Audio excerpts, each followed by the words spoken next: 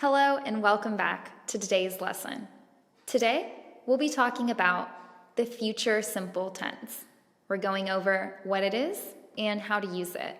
Let's go ahead and get started. Let's talk about the use of future simple. First, we'll talk about will or shall. Then we'll discuss the negative forms of will and shall. Then we'll go over the question forms of will and shall. Afterwards, prepare to go over the present continuous tense, as well as the present simple tense. And finally, we'll end today's lesson going over to be going to, as well as contraction forms.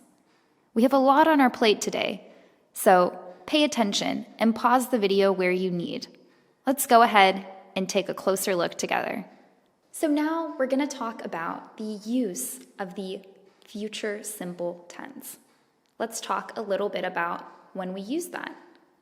We use will to talk about the indefinite actions that occur in the future. For example, Jane is tired. She will fall asleep soon. Or we could say, they will participate in the contest. Does that make sense? So let's talk a little bit about when we use will and when we use shall. For will, we use this with the words you, they, she, he, or it. Now, you'll use shall for words such as I and we. Let's take a look at a few examples. I shall watch an adventure film on TV. Or we could say, we shall create a blog about our experiences.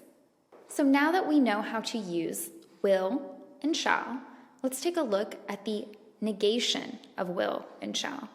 In the following example, let's take the sentence, I shall watch an adventure film on TV. Now, when we negate it, the new sentence will be, I shall not watch an adventure film on TV.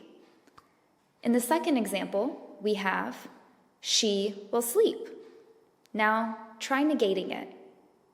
The correct answer would be, she will not sleep. So now that we've got the negation form nailed down, let's take a look at the question form.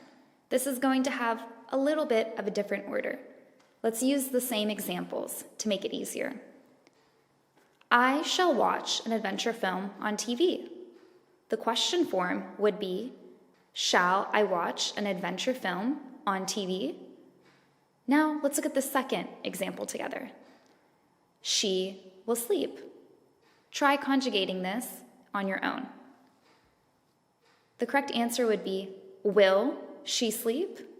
So if you're ready, let's go ahead and move on to the present continuous.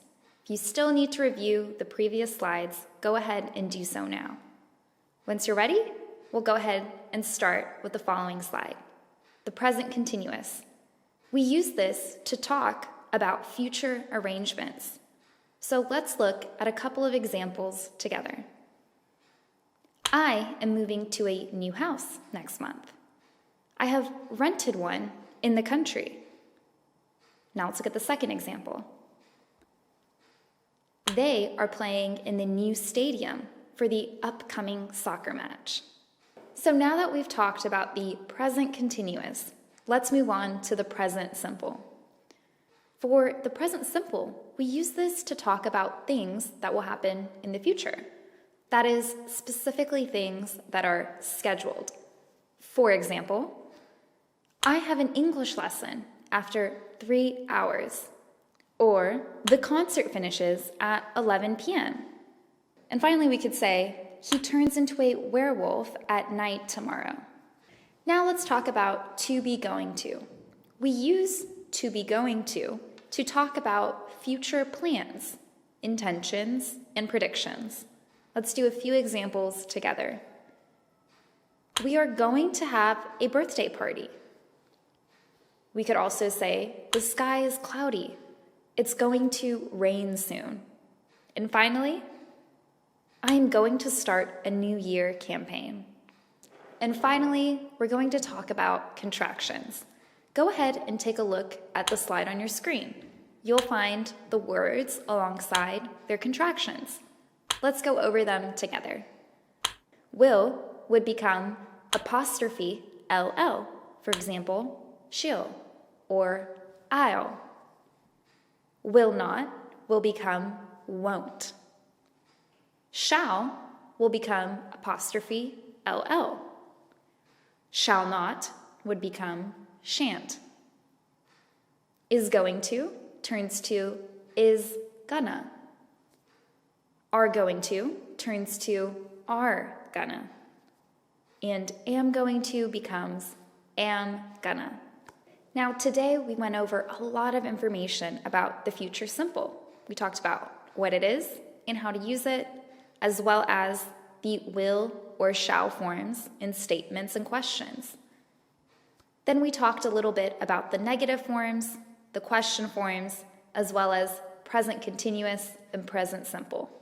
And finally, we ended today's lesson by discussing to be going to in sentences, as well as contractions in sentences. If you need to review, please go ahead and do so. And if not, we'll see you at the next lesson.